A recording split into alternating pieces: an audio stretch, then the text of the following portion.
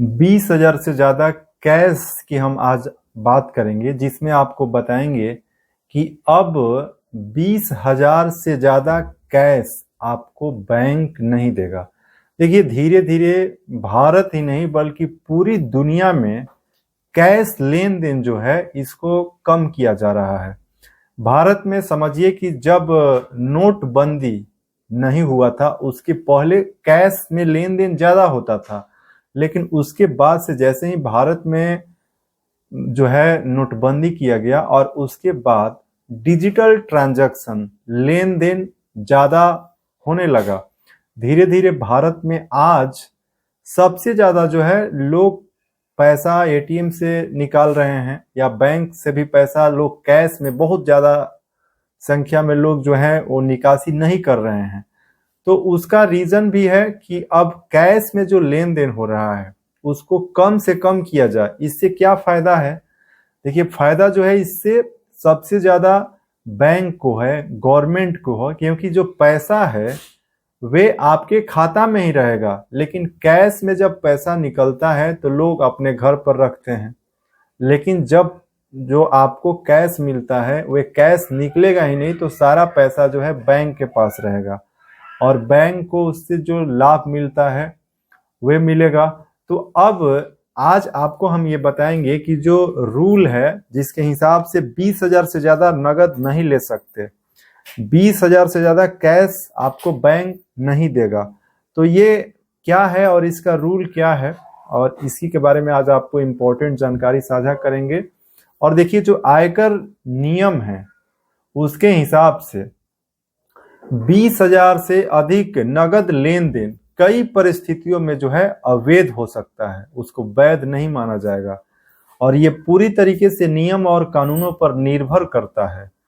आपको हम कुछ नीचे जानकारी आगे आपको बताएंगे जिसमें 20,000 से अधिक लेन देन पर ये जो है नियम लागू होते हैं। देखिए, आयकर नियमों के अनुसार जो है धारा 269 SS और 269T जो है उसके हिसाब से कोई भी व्यक्ति 20,000 या उससे अधिक नगद ऋण, लोन या जमा डिपॉजिट नहीं ले सकता है और न ही वापस कर सकता है। 20,000 से ज्यादा जो है कैश में वापस भी नहीं कर सकता है। यदि कोई ऐसा करता है तो 100% जुर्माना लग सकता है। अब देखिए, कैश जो लेन देन है ये क्यों कम किया जा रहा है? क्योंकि देखिए, सबसे बड़ी समस्या ये है कि कैश में जो पैसा आता है उसका जो बैकग्राउंड या पीछे का जो रिकॉर्ड होता है वे बैंक के पास नहीं होता है, इनकम टैक्स के पास नहीं होता है, गवर्नमेंट के पास नहीं होता है। और जो पैसे खाते से खाते ट्रांसफर होते हैं या ऑनलाइन जिसको पेमेंट किया जाता है, तो एक खाते से किसी न किसी दूसरे खाते में ही पैसा जाता है, तो उसका रिकॉर्ड जो है 100% पता चलता है। तो इसीलिए कैश की जो लेन देन है इस पर जो है इस तरीके के जो रूल हैं आपको जो बता रहे हैं लागू हो रहा है।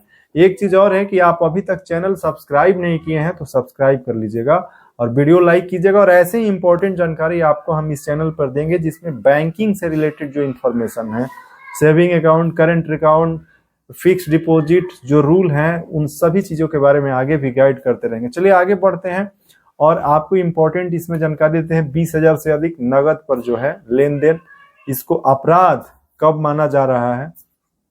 देखिए, धारा 40A सेक्शन 3 में यदि कोई व्यक्ति 10,000 रुपये ट्रांसपोर्ट व्यवसाय, उदाहरण से आपको समझा देते हैं के लिए, जो है 35,000 से अधिक जो है नगद भुगतान करता है तो यह अवैध होगा और उसे आयकर में व्यय यानी एक्सपेंसेस के रूप में भी नहीं दिखाया जा सकता है। तो ये कुछ जो है आपको हम आयकर विभाग के जो रूल हैं जिसके हिसाब से आपको ये जानकारी है उसकी जानकारी दे रहे हैं। और आगे एक इम्पॉर्टेंट इंफॉर्मेशन ये भी है कि धारा 194N यदि कोई व्यक्ति बैंक, डाकघर या सहकारी बैंक से 1 वर्ष में 1 करोड़ से अधिक नगद निकालता है, तो देखिए, जो पैसे जो पहले हम आपको बताए थे कि पैसे आप धीरे धीरे नगद निकासी ज्यादा कर लेते हैं 1 साल के अंदर, तो 2% का TDS कटेगा, जान लीजिए आप। और ये किसी ने पिछले 3 वर्षों में आयकर रिटर्न ITR नहीं फाइल किया है तो यह सीमा रुपए 20 लाख होगा यदि कोई ITR फाइल नहीं करता है और वे 1 करोड़ रुपए कैश में 1 साल के अंदर निकाल देता है तो TDS जो है आपको 2% से 5% तक कट सकता है। तो ये जानकारी है जो कि 20,000 आप कैश में भी आपको बैंक नहीं देगा, आपको अकाउंट से अकाउंट ट्रांसफर आप करा सकते हैं जैसा कि आपको हम बताए। कुछ और जानकारी आपको इसमें हम दे देते हैं, जैसे मान लीजिए कि GST के नियम के अनुसार जो है आपको बताते हैं कि 20,000 रुपये जो निकासी है कैश की, उसकी जानकारी आपको इससे रिलेटेड है आपको दे रहे हैं। यदि कोई 50,000 या उससे अधिक या नगद लेन देन करता है 50,000 से अधिक का और उसका बिल या इनवॉइस नहीं है तो यह कर चोरी यानी टैक्स इवेशन मानी जाएगी जो कि अवैध है। तो आप 50,000 से अधिक नगद लेन देन करते हैं और उसका कोई भी इनवॉइस नहीं है, बिल नहीं है, तो ये भी एक अवैध लेन देन होगा, जान लीजिए आप। आगे बढ़ते हैं और कुछ और आपको हम देखिए बता देते हैं, जैसे कि इसी में 20,000 रुपये से ज्यादा आप नगद नहीं ले सकते हैं और बैंक आपको ये 20,000 से ज्यादा नहीं देगा। उसका रूल जो आपको कुछ है आपको बता देते हैं। यदि किसी दूसरे व्यक्ति के नाम पर नगद लेन देन किया गया है मान लीजिए और संपत्ति खरीदी गई है नगद कैश में और वास्तविक मालिक कोई और है तो वह, जैसे मान लीजिए कि बेनामी संपत्ति जो होता है लोग खरीद लेते हैं, कैश आपका होता है और खरीदने वाला कोई दूसरा होता है, वो खरीदारी कर लेता है अपने नाम से, तो ये भी एक अवैध है। बेनामी संपत्ति लेन देन अधिनियम के तहत इसको अवैध माना जाता है और इसके लिए भी दंड निर्धारित जो है सरकार का जो रूल रेगुलेशन है बेनामी प्रॉपर्टी एक्ट के तहत होता है। और आपको कुछ और रिजर्व बैंक ऑफ इंडिया का जो दिशा निर्देश है नगद लेन देन की सीमा की, उसकी जानकारी दे देते हैं। जैसे मान लीजिए आप 2 लाख या उससे अधिक का नगद लेन देन अवैध है। 2 लाख से अधिक का यदि नगद किसी को भी आप पैसे देते हैं लेते हैं तो ये धारा 269 ST के तहत अवैध है। और 50,000 से अधिक नगद जमा करने पर भी आपको पैन कार्ड देना अनिवार्य है। यदि आप कैश में 50,000 रुपये जमा कर रहे हैं तो वहां पर आपको पैन कार्ड देना अनिवार्य है। और आपको और इसी में कुछ हम इम्पोर्टेंट जानकारी दे देते हैं, जैसे मनी लॉन्ड्रिंग के केस में जो है क्या होता है। देखिए जो हम आपको कैश की बात बता रहे हैं, जो 20,000 से ज्यादा कैश नहीं देगा बैंक, उससे संबंधित जो है यदि कोई व्यक्ति बिना उचित रिकॉर्ड के 20,000 से अधिक का नगद लेन देन करता है, रिकॉर्ड नहीं है उसका और उससे ज्यादा का लेन देन करता है, तो इसे मनी लॉन्ड्रिंग या हवाला माना जा सकता है, जो कि एक गंभीर अपराध की श्रेणी में भी आता है। तो इस तरीके के जो लेन देन अब धीरे धीरे जो कैश ट्रांजैक्शन, इसीलिए तो बैंक अकाउंट जो आपका बैंक है और आपके पास ATM है और 3-4 से ज्यादा आप ट्रांजैक्शन करते हैं यानी कैश में निकासी कर लेते हैं तो फिर आपके खाते से जो है चार्जेस कटने लगते हैं। तो कैश निकासी पर सबसे ज्यादा यही है कि बैंक ये चाहता है या सरकार का देखिए जो रूल होता है, जो RBI का पॉलिसी होता है उसके हिसाब से कि कैश का निकासी बैंक से बहुत कम हो और लेन देन जो है डिजिटल तरीके से ऑनलाइन UPI के माध्यम से या फिर नेट बैंकिंग के माध्यम से हो।